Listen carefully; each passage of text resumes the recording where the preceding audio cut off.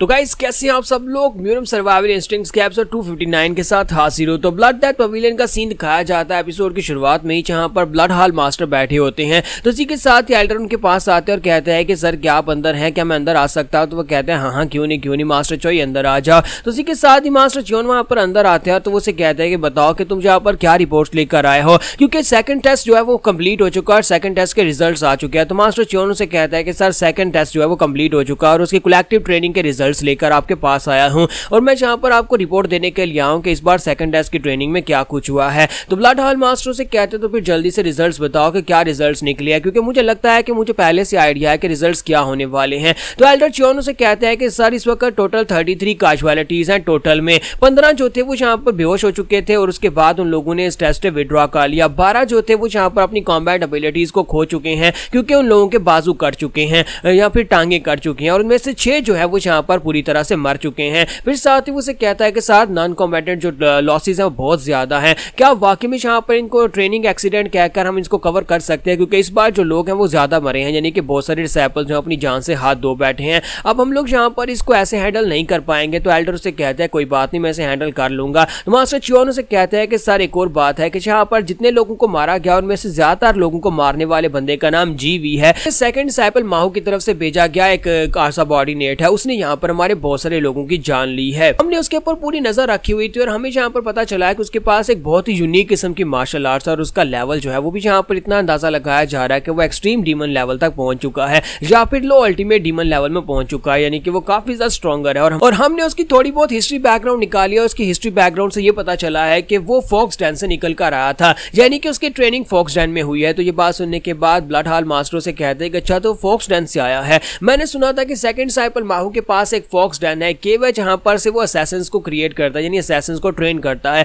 वो एक बहुत ही खतरनाक किस्म की केव है। उस केव के अंदर जहां पर डिसाइपल्स को भेजा जाता है, अगर तुम 100 डिसाइपल्स को भेजोगे तो एक ही जिंदा बचकर वापस आ पाता है। अगर ये लड़का वाकई में वहां पर से ट्रेन होकर आया तो फिर मुझे लगता है कि हमारे बैच में कोई भी ऐसा नहीं होगा जो कि उसका मुकाबला कर सके। इसका मतलब यह है कि सेकंड डिसाइपल माहू ने अपने लिए एक बहुत ही कमाल का डिसाइपल, एक बहुत ही कमाल का असैसिन क्रिएट किया है। मास्टर चियोन से कहते हैं कि सर मुझे अब ये बताएं कि हम लोग इस मसले को हैंडल कैसे करेंगे, क्योंकि हम लोगों ने यहाँ पर उन सभी लोगों से कहा था कि किलिंग जो है उसकी तुम्हें पेनल्टी मिलने वाली है। हालांकि किलिंग को फॉरबिडन नहीं किया गया था, लेकिन उन लोगों को कम से कम ये कहा गया था कि दूसरे डिसाइपल्स की जान लेने पर तुम्हें सजा मिलेगी। अगर मैं आपको यहाँ पर पर्सनली अपनी राय दूं तो मैं आपको यहाँ पर यही कहना चाहूंगा कि हम लोग इस लड़के को मार डालते हैं, इसे कंपटीशन के दौरान मार डालते हैं और बाकी सभी लोगों के लिए ये एग्जाम्पल बन जाएगा। क्योंकि यहाँ पर जितने भी डिसाइपल्स आए हैं, जितने भी डिसाइपल्स के सबऑर्डिनेट्स आए हैं, उन लोगों ने हमारे बहुत सारे डिसाइपल्स की जान ली है। कम से कम यहाँ पर उन लोगों को एक मैसेज तो मिलेगा। तो ब्लड हॉल मास्टर से कहते हो तुम ये चाहते हो कि हम लोग यहाँ पर इसके ऊपर लीथल स्ट्राइक लगाकर उस लड़के को कंपटीशन के दौरान मार डालें, उसे सजा देने के नाम पर उसे मार डालें।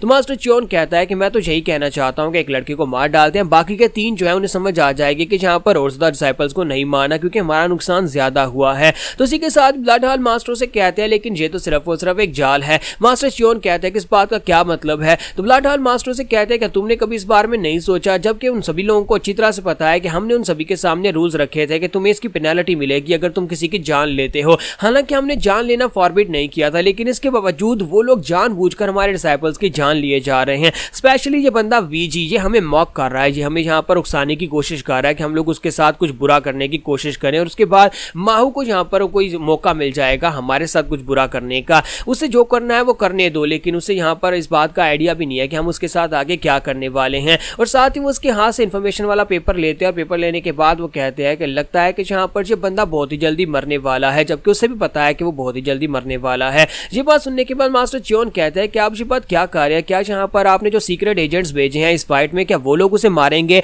तो ब्लड हॉल मास्टर से कहते हैं कि नहीं वो उसे नहीं मारेंगे, बल्कि यहाँ पर एक और इशू है। तो वो कहते हैं सर अब क्या इशू आ गया। तो वो उसे कहता है कि यहाँ पर मेरे पास एक मैसेज आया था, मुझे पता चला है कि वहां पर उन 4 डिसाइपल्स में से एक डिसाइपल को पता चल गया है कि हम लोग इस कंपटीशन के दौरान चीटिंग कर रहे हैं। हमने अपने एलीट वॉरियर्स को उनके ऊपर नजर रखने के लिए इस कंपटीशन का हिस्सा बनाया हुआ है ताकि उनमें से कोई भी जीत ना सके। मास्टर चियोन कहते हैं अब वो कौन है, किसने यहाँ पर हमारे बारे में डिस्कवर कर लिया है। तो मास्टर कहते हैं कि गोनमा का डिसाइपल है, उसने अपने डिसाइपल सियोलवी को यहाँ पर भेजा है और सियोलवी ने यहाँ पर इस बात का पता लगा लिया है। मास्टर चियोन कहता है कि वो लड़का सियोलवी जब हम कंपटीशन स्टार्ट कर रहे थे उस वक्त हम उसे देख नहीं पा रहे थे, उसने अपनी प्रेजेंस और अपनी शक्ल को छुपा कर रखा हुआ था। लगता नहीं है कि वो लड़का कोई आम सा लड़का है, मुझे लगता है कि वो दिमाग का भी तेज है और साथ ही वो लड़का यहाँ पर इस तरह के स्पेशल मिशन परफॉर्म कर सकता है। तो ब्लड हॉल मास्टर से कहते है कि उस लड़के ने जहाँ पर कहा है कि वो हमारे सीक्रेट को सीक्रेट रखेगा, उस लड़के ने कहा है कि वो यहाँ पर हमारा सीक्रेट किसी को नहीं बताएगा। तो मास्टर च्योन कहते हैं क्या उसके ऊपर भरोसा किया जा सकता है? तो एल्डर उसे कहता है कि किसे पता कि वो हमारे साथ अच्छा है या बुरा है, लेकिन फिलहाल के लिए सिचुएशन हम दोनों के हक में बेहतर है। उसे जो चाहिए वो उसे मिलेगा और जो हमें चाहिए वो हमें मिलेगा। मुझे लगता है कि फिलहाल के लिए हम लोग उस लड़के को इस्तेमाल कर सकते हैं इस कमीने वीजी को ठिकाने लगाने के लिए। तो मास्टर कहता है कि मुझे लगता है कि सिचुएशन इस वक्त तुम्हारे पूरे कंट्रोल में है, क्योंकि इस वक्त यहाँ पर 3 ऐसे खतरनाक डिसाइपल्स हैं जो कि सिर्फ और सिर्फ हमारे डिसाइपल्स को मारने के लिए यहाँ पर आए हैं।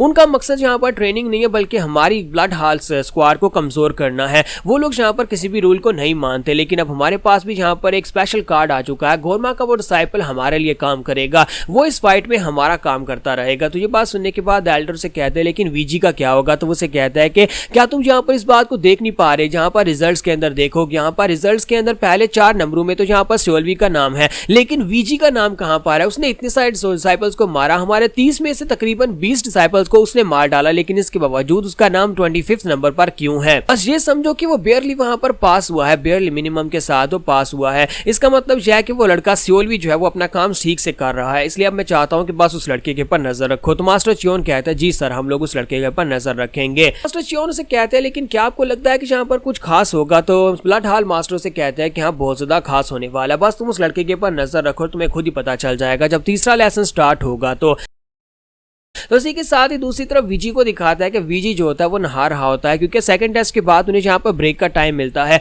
तो वो नहा रहा होता है और साथ ही वहां पर गुस्से में होता है। पानी के अंदर वो अपनी शक्ल देखता है, उस बेचारे के 2 दांत टूट चुके होते हैं और वो काफी ज्यादा गुस्से में इसलिए होता है क्योंकि सोल्वी ने उसके मुंह पर पंच मारा था जिसकी वजह से उसके 2 दांत टूट गए हैं। तो वो कहता है कमीना कहीं का, वो कौन था जिसका मैंने सामना किया? इस तरह का बंदा मैंने पहले कभी नहीं देखा। वो कमीना, उसके अंदर डर नाम की कोई चीज नहीं थी। तो अपनी पास का सीन दिखाता है जहां पर वो डिसाइपल्स को मार रहा था और काफी ज्यादा खुश हो रहा था। तो एक डिसाइपल को मारने के बाद उसकी नजर साइड के ऊपर सोल्वी के ऊपर पड़ती है। सोल्वी वहां पर से गुजरकर जा रहा था, तो इसी के साथ ही वीजी बड़ी तेजी के साथ उसके ऊपर अटैक करने के लिए आगे बढ़ता है, कहता है कि एक और कमीना आ गया मेरे हाथ से मरने के लिए। जैसे वो उसकी तरफ आके लपकता है, हमारा सोल्वी उसकी तरफ देखता है, लेकिन हमारा सोल्वी जो होता है उसकी बॉडी के अंदर से कोई एक्सप्रेशन नहीं निकल रहे होते, यानी कि उसके चेहरे के ऊपर कोई भी एक्सप्रेशन नहीं होता, ना ही डर का भाव होता है ना ही एक्साइटमेंट का, यानी कि वो कुछ भी जहां पर शो नहीं करवाता, जिसकी वजह से वीजी भी काफी हैरान होता है। जैसे ही वीजी उसके करीब पहुंचता है, इसी के साथ ही सोल्वी उसके मुंह पर पंच दे मारता है और जब उसे पंच मारता है तो उस बेचारे के 2 दांत टूट जाते हैं। तो वो लड़का वीजी जो होता है यहाँ पर नहाते नहाते सोच रहा होता है कि इस तरह का बंदा जिसने सिर्फ एक पंच के साथ मुझे वहां पर बेहोश कर दिया, मुझे खुद भी समझ नहीं आई कि आखिर वो कौन है और वो इतना पावरफुल कैसे हो सकता है।